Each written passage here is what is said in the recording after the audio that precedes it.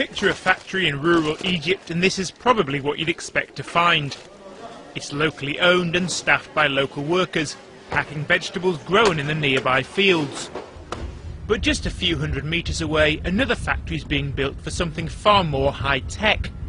If all goes to plan, Samsung will soon be making televisions here in the South Korean giant's first foray into Middle East manufacturing. For decades, investors have neglected this part of Egypt. But this man wants to change that. He's Beni Suef's governor, and he's trying to put his district on the map as a place companies can come and do business with minimum fuss. I put myself in the investors' shoes. We give them answers to all the questions that would make them either invest here or go somewhere else.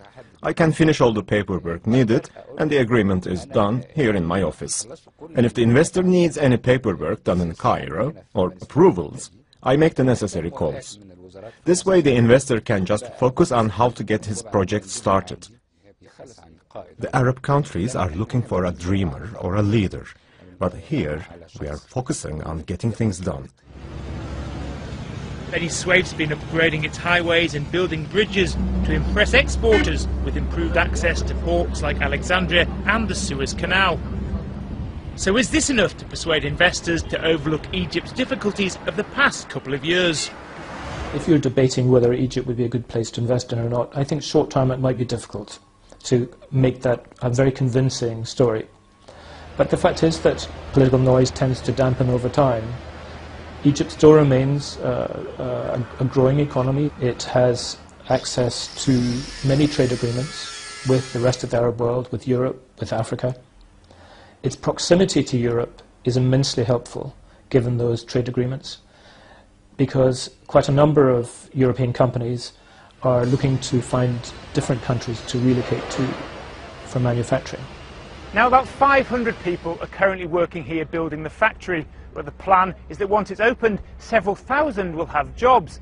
Now this is a region with very high unemployment, and so in good news for the local labour force, one condition of this building going ahead is that 80% of the staff must be from the local area. And despite this region being new to industry, the company is confident of meeting that target.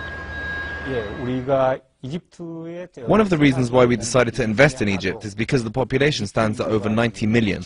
The key members of our team will be recruited from Cairo, but we'll hire engineers from local universities and local secondary school leavers to work on the factory line. In a very short space of time, we'll be able to train our staff without any problems. For people living in the towns and villages nearby, that sounds pretty hopeful. But are the would-be workers convinced? I graduated in 2001, but since then I still haven't found a job.